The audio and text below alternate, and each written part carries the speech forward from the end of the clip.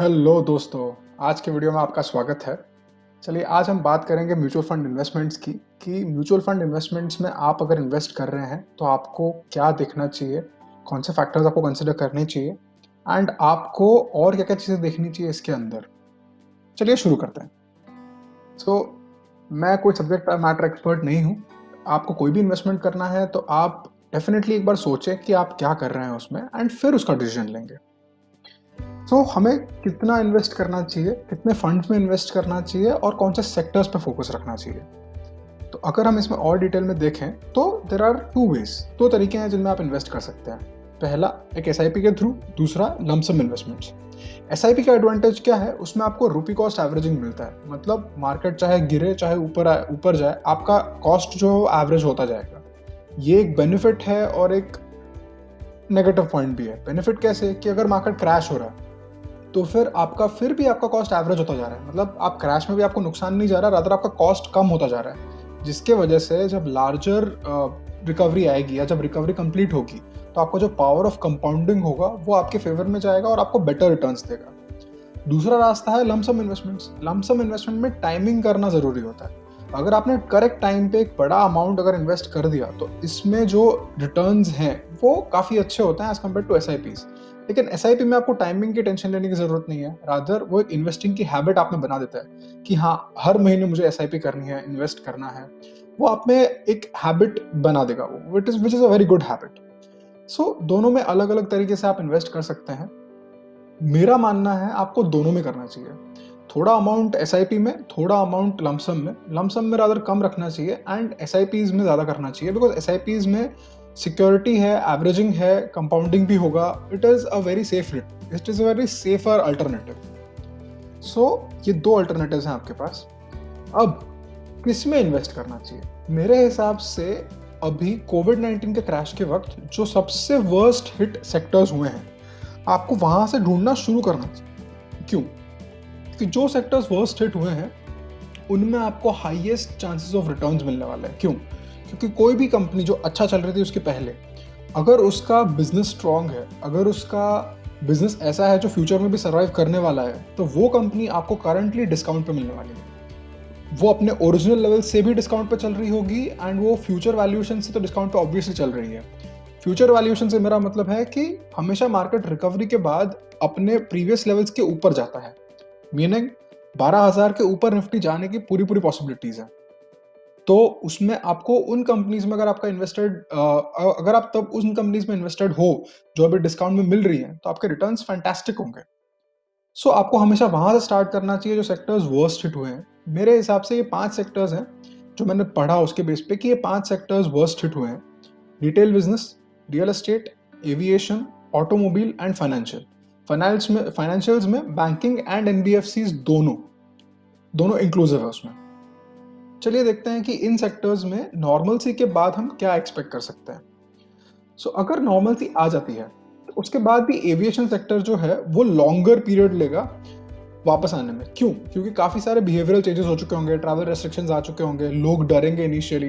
तो इसमें जो रिकवरी है वो नॉर्मल सेक्टर से थोड़ी ज़्यादा लंबी रहेगी because of behavioural changes. Second, real estate में भी रिकवरी थोड़ी पेनफुल और स्लो रहेगी। क्यों? क्योंकि रियल एस्टेट पहले से ही काफ़ी प्रॉब्लम्स में चल रहा था, real estate as a business. अब अगर आप उसमें रेंटल इनकम्स की बात करें, जो मॉल्स में रेंटल इनकम मिलती है, या फिर कोई और जैसे कि घर आपने रेंट पे ले लिया, कमर्शियल शॉप आपने रेंट में ले लिया, अगर उसकी कोई रेंटल इनकम मिलती है तो वो इनकम्स भी प्रॉब्लम में है। क्यों? क्योंकि जब लोग ही नहीं आएंगे, जब फुटफॉल्स ही कम होंगे, तो आपकी रेंटल इनकम जनरेट कहाँ से होगी? रेंटल इनकम जनरेट नहीं होगी तो ओवरऑल मार्केट में आपको रेंट कम करना पड़ेगा। जब मार्केट में रेंट कम करना पड़ेगा तो ऑब्वियसली जो भी इस सेक्टर में कंपनीज हैं, बिजनेसेस हैं, उन सबकी प्रॉफिटेबिलिटी डिक्रीज होगी, जिसके वजह से इस सेक्टर को रिकवर होने में थोड़ा सा और वक्त लगेगा।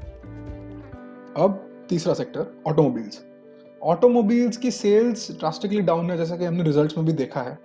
बट ऑटोमोबाइल एक सेक्टर है जो मेरे हिसाब से एविएशन एंड रियल एस्टेट के कंपैरिजन में थोड़ा सा तेज रिकवर होएगा। क्यों? क्योंकि वंस नॉर्मल सी रिटर्न्स, लोग कार खरीदना नहीं छोड़ेंगे, लोग थोड़ी हायर लाइफस्टाइल प्रेफर करना नहीं छोड़ेंगे, वो वापस आएगा। शायद थोड़े बहुत स्पेंडिंग चेंजेस आ जाएं, जैसे कि अगर आपके पास पहले 2-3 कार का प्लान था तो आप 2 में या 1 में कंप्लीट कर सकते हैं, may be that is a possibility. लेकिन वहाँ पे सेल्स आई बिलीव होगा एंड रिकवरी अच्छे से आएगी. So automobile is also a good sector as compared to aviation and real estate. Automobile can be looked towards, लेकिन इन 3 सेक्टर्स में मैं करंटली इन्वेस्ट करने से थोड़ा डाइसी हूँ, इसलिए मैं इन तीनों को अवॉइड कर रहा हूँ. What I am looking forward to is retail and financials. क्यों? रिटेल सेक्टर एक ऐसा सेक्टर है जहाँ पे अगर आपने देखा हो, आप कुछ भी कर जाए आप बाइंग करना बंद नहीं करोगे. बाइंग मतलब आप टूथपेस्ट खरीदना बंद करोगे नहीं, आप साबुन खरीदना बंद करोगे नहीं. ये छोटी छोटी चीज़ें. आप कोई भी आप रिटेल शॉप पे मिलता हुआ सामान ले लीजिए, आप उनको खरीदना बंद नहीं करोगे. Why? Because they have become your basic necessities. आपको उनकी ज़रूरत है. आपको उनकी ज़रूरत एक ट्रिप पे जाने से ज़्यादा है. इसलिए उन सेक्टर्स का बाउंस बैक करना, वो अभी भी मैं कह रहा हूँ कि वो, हाँ, लॉकडाउन में भी हमने खरीदी करी होगी तो उसका प्रॉफिट भी उसके अंदर ऑलरेडी वैल्यूड है, लेकिन उनके ग्रोथ के चांसेस फ्यूचर में इससे ज़्यादा हैं. क्योंकि जब निफ्टी 12,000 के ऊपर के वैल्यूएशन पे जाएगा तो ऑब्वियसली उनके जो वैल्यूज हैं वो प्रोपोर्शनेटली इंक्रीज हो चुके होंगे, which is why I am bullish on that sector as well. तो रिटेल सेक्टर में भी मेरे हिसाब से निवेश करना चाहिए एंड ऐसे फंड्स चूज करने चाहिए जो रिटेल सेक्टर में इन्वेस्ट कर रहे हो. लास्टली फाइनेंशियल में आ गए banks and NBFCs. Banking and NBFC में asset quality and credit growth ये दोनों बहुत बड़े प्रॉब्लम्स है, लेकिन गवर्नमेंट एंड अपनी पब्लिक कभी भी इस सेक्टर को नीचे नहीं आने देगी. कोई भी बिजनेस सेक्टर को नीचे नहीं आने देगा, ये गारंटीड है. Sector will always survive and banking will come back to normal. And banking अभी परफेक्ट इसलिए है बिकॉज बैंकिंग अभी भी लोज पे है, तो इसलिए बैंकिंग अभी भी काफी डिस्काउंट पे चल रहा है. ये अच्छी बात नहीं है, लेकिन इन्वेस्टिंग के पर्पज से ये बहुत अच्छी बात है. क्यों? क्योंकि it makes it good for investment. So banking मेरे हिसाब से इन्वेस्ट करने लायक है अभी. So I believe we should look at sectors जहाँ पे फंड्स जहाँ पे इन सेक्टर्स पे फोकस हो. बाकी के सेक्टर्स जिन पे ध्यान देना चाहिए जो लॉन्ग टर्म के लिए बुलिश हो सकते हैं, वो है फार्मा. क्यों?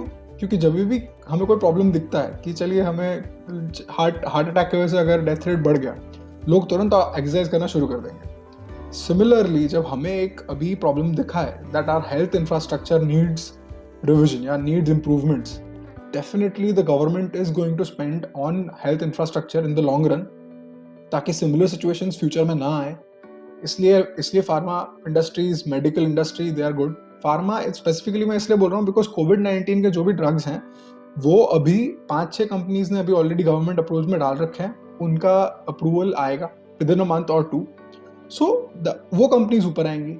सो डेफिनेटली जो फंड्स ने उनमें ऑलरेडी इन्वेस्ट कर रखा होगा उनमें भी अच्छा ग्रोथ मिलेगा. So we can start having better returns right from the first year itself. Negative obviously, but situations improve हो सकती हैं हमारी फंड वाइज. सो इसलिए मैं कहूँगा कि pharma is also good. Pharma पर भी फोकस रखना चाहिए. अब चलिए देखते हैं कि अगर आप कोई फंड चूज कर रहे हैं तो आपको फंड में क्या क्या फैक्टर्स देखने चाहिए. सेक्टर वाइज आपको फंड साइज देखनी चाहिए, आपको उसका हिस्टोरिकल परफॉर्मेंस देखना चाहिए, फंड के अंदर डाइवर्सिफिकेशन कितना है वो देखना चाहिए, और उसका टोटल एक्सपेंस रेशियो कितना है वो देखना चाहिए.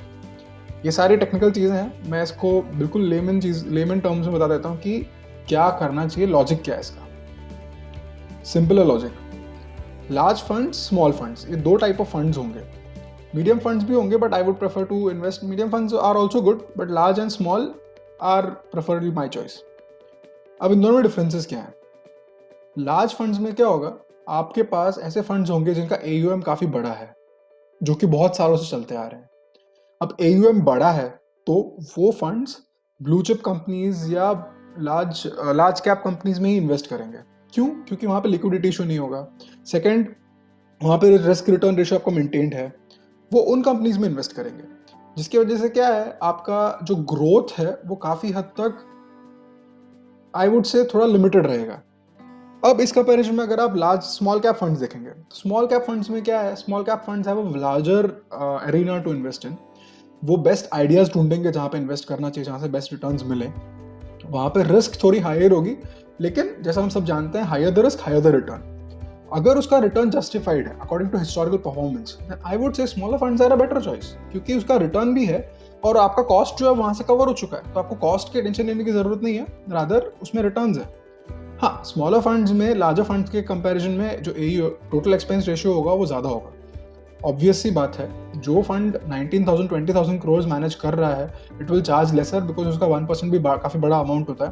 एंड स्मॉलर फंड्स में जो 200-500 करोड़ के फंड्स होते हैं, दे विल चार्ज हायर से अराउंड 2% बिकॉज 2 to 2.5% बिकॉज वहाँ पे द कॉस्ट इज सच कि उतने में भी उतना करना ही पड़ेगा चार्ज, तो दैट इज़ वाई उनमें थोड़ा कॉस्ट हायर होगा।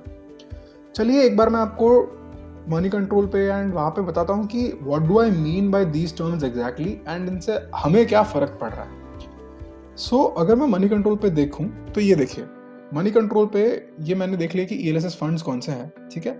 ELSS फंड्स में ये क्रिसल की रैंकिंग है, रैंकिंग जितनी अच्छी फंड उतना अच्छा। ये सिर्फ कंपैरिजन के लिए मैं आपको बताता हूँ कि चलिए देखते हैं axis fund, axis long term equity fund and Canara Robeco fund. जैसे कि हम देख रहे हैं एक्सिस फंड का जो AUM है that is 19,126 crore and Canara का जो है वो 928 करोड़ है। तो जो मैं आपको डिफरेंस बता रहा था वो यहाँ से हमें समझ में आएगा। कैनरा या फिर BOI, AX टैक्स एडवांटेज, कोई भी हम कंपेयर कर सकते हैं। सो चलिए देखते हैं, let's talk about axis fund. अगर मैं एक्सिस फंड में देखूं तो जो मेजॉरिटी इन्वेस्टमेंट्स हैं वो इन कंपनीज में है। जैसे कि आप देख सकते हैं TCS में 8.5%, एवेन्यू सुपरमार्केट्स डीमार्ट उसमें 7.94%, कोटक महिंद्रा बैंक 6.83%। अब मैं सिर्फ इनका अगर टोटल करूंगा तो मेरे को समझ में आएगा कि 10 कंपनी भी अगर मैं मिला लूँ 5% ऊपर वाली, that goes beyond a total of 60%।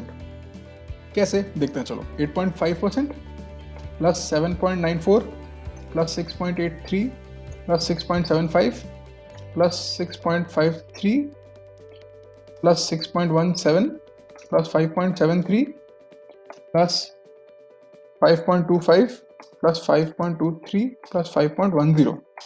आप देखिए ये 64% हो चुका है, विच मीन्स मेजॉरिटी अगर मेरा ब्लू चिप में लगा हुआ है तो मेरी डाइवर्सिफिकेशन थोड़ी कम हो गई।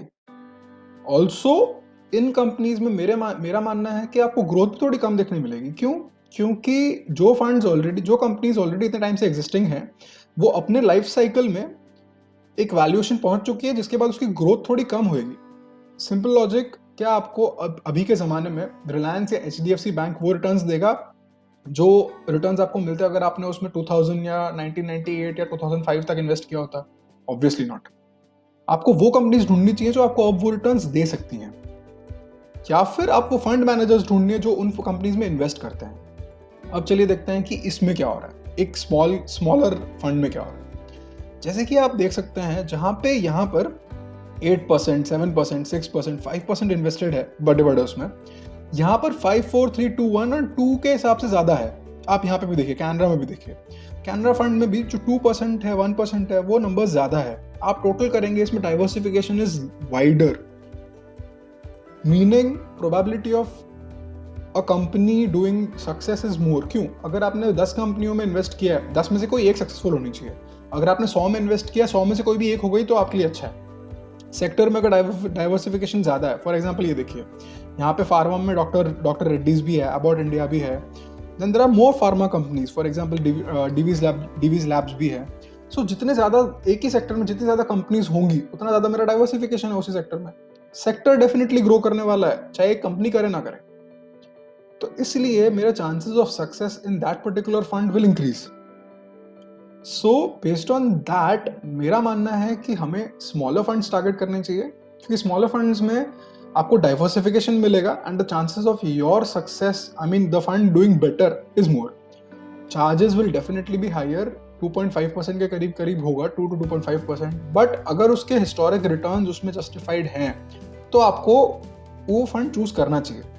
अब चलिए देखते हैं और क्या क्या इन्फॉर्मेशन मिल सकती है। तो इसी के अंदर आपको स्नैपशॉट के अंदर सारी इन्फॉर्मेशन मिल जाती है मनी कंट्रोल पे ही, कि उसके हिस्टोरिकल रिटर्न्स क्या क्या हैं, वो कौन से फंड्स में इन्वेस्ट करता है। फॉर एग्जांपल ये देखिए, ये उसके हिस्टोरिकल रिटर्न्स हो गए, वो कौन से फंड्स में इन्वेस्ट कर रहा है। डिटेल्ड पोर्टफोलियो में आपको उसका कंप्लीट पोर्टफोलियो डाइवर्सिफिकेशन मिल जाएगा।